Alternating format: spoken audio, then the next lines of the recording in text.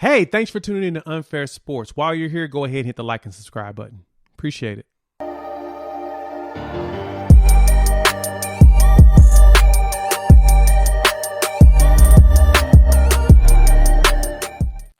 Well, yeah. So on the flip side of that, Jay, so that's the West Coast. On the East, the biggest stories always come out of Brooklyn and the Brooklyn Nets for one reason or another, usually not a very good reason. They're struggling a lot too, Jay. They've lost eight straight. They're currently seventh in the East, which is not so bad in the East because they're only 4.5 games out of the top spot. So they're kind of really bunched in there. So they're not out of it by any stretch of the imagination. I think they'll be fine. But they have a 17-11 record on the road, 12-13 at home. I think Kyrie is a part of why that is as well. Currently, Kevin Durant is hurt. We know he's not going to be in the All-Star game. That sucks. James Harden missed the last game with a hamstring injury. Is creeping back up again.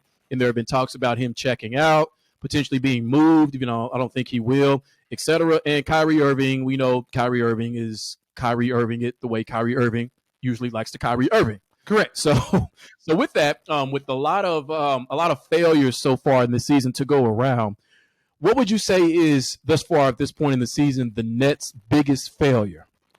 The biggest failure for the Nets. Mm-hmm. What would I say is the biggest failure for the Nets? Mm-hmm. Is thinking that this was going to work. So you said the Nets were going to win it last year. No, for this year, yeah. The year before, so was it 19? You said that 2020 they weren't going to win it, but they should win it 21 because Kevin did not play in 19. Yes. So you said 2020 was not going to be the year, got to get going, but 2021 is definitely their year. So this year was the year you said they were going to win it. I was in a similar boat as you. Mm-hmm. I don't know what the hell made us think that there was a chance that this Kyrie Irving situation was going to happen. Now, the pandemic itself has thrown a monkey wrench into all of it, and Kyrie just made it easy for everybody with the whole vaccination situation to where he's playing part-time. But then they add James Harden, and to me, I was like, man, adding James is exactly what KD needs, a guy that can take the ball out of his hands if he needs to or play off the ball. James is pretty unselfish in a lot of circumstances to where he'll have no problem with, taking a back seat, even though that was the argument that people said, oh, he's going to have an issue being back. Now, I think he likes the fact that he didn't have to carry the load no more, especially after what happened in Houston. He came to Brooklyn, and guess what happened? He's back to carrying the load by himself with nobody else. Kevin's hurt again. He's been hurt the last 5 years, basically. So, to me, after the Achilles injury in Golden State, and even before that, after the Jones injury on his foot, Kevin's durability has been questionable. Luckily, with Golden State, they didn't really need him as much, and he walked in the playoffs, and was able to dominate because he's just a monster of the player that he is. Their biggest issue is the fact that they're never going to all play at the same time. And since that is the case, it's time for them to go ahead and blow this bad boy up. It's not going to work. It's not. It's done. This bad boy's over. Unless you can tell me when Kevin's coming back, all his hinges on him. And the biggest problem I see is that if Kevin is not back this year, well, he'll probably be back later in the year and they don't make the playoffs. And he comes back next year and not really be able to and maybe play, maybe not. Kyrie's going to have an issue, and at a certain point, James Harden's going to want to get traded. That's to me. What do you think is their biggest issue? I would say their biggest failure is, and I primarily blame Steve Nash for this, and that is that the defense is not good enough. Because I think that when you look at, I don't know how far you can go back, but let's look at the champions that we've had in the last 10 years. I know we had, the Golden State championships. We had LeBron got one in Cleveland, got one in the championship teams that we've seen. They all play defense. They play really hard on defense. And this Nets team does not play hard on defense. And I blame Steve Nash for that. And the reason why that's important is for a time like now, where you have one of your stars who's out for an extended period. You have another who's constantly nicked up. And like I said, Kyrie's being Kyrie.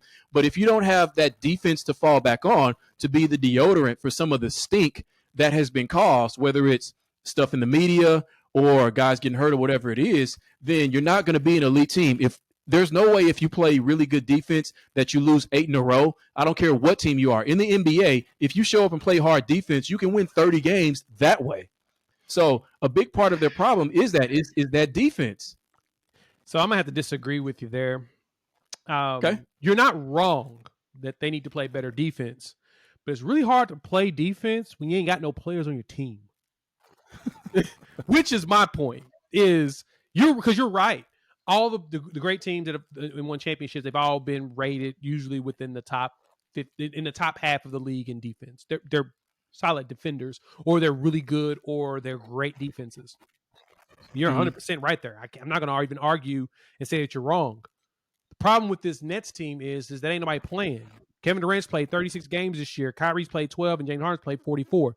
Their top player has been Patty Mills, who's played 52 games. Nobody's playing, and it's a revolving door of great players and backup players that's playing. I mean, what do you expect them defensively to be with Blake Griffin out there? Mm-hmm. Well, I guess in a way, then that goes back to like how you said, thinking that this was ever going to work. That biggest failure came 2 years ago? 2 years ago in free agency, or 3 years ago, whenever it was. So I think that still part of that, I guess part of what I'm saying relates to that as well. That you've got your stars, you've got your scoring, and you're fine with that. But to not surround them with better defenders, which I guess Blake Griffin, he's never been known for being a great defender, would fall under that umbrella. I think that maybe this is less Steve Nash, more front office. I think Bobby Marks is the GM. No, that Marks he should have surrounded them for years. Marks is what he is. Oh, who's the GM? Who's the GM? I'm sorry. Who's GM? Who is the Nets GM? Let me look him up. I actually cannot remember. Why you that up? Yeah, Sean. I'm sorry, Sean Marks. I was thinking Bobby Marks. Yeah, Sean Marks. Bobby Marks is gone. Sean Marks.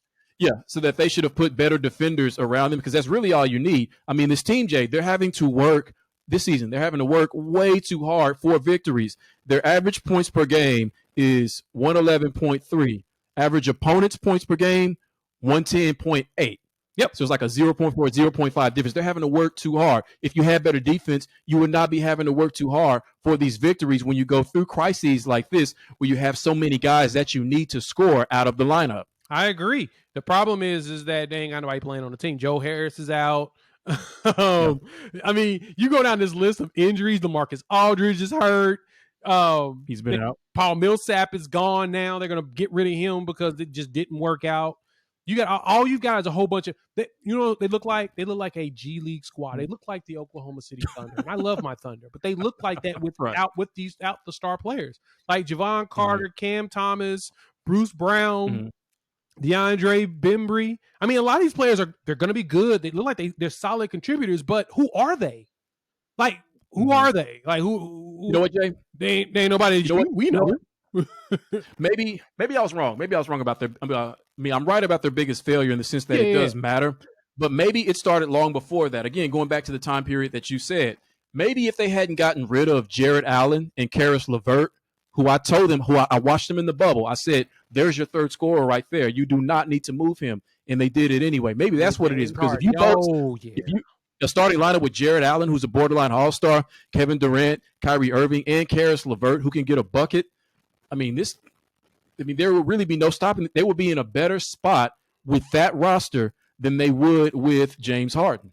I mean, this team was making the playoffs without Kyrie before they got Kyrie. So, yeah, you're right. They could have that could have been it. But I don't know. That's some of the headlines there in the NBA. We'll see what I'm gonna put it like this, guys. This will be one of the last times I'm talking about either one of these two teams. Probably won't talk about the Nets no more. We're going to move on to the young Thunder, the young Grizzlies, all the young great players that we're seeing. I want to talk about the up-and-comings, and that's the ones I'm going to focus on when I watch these games. I don't care about those two.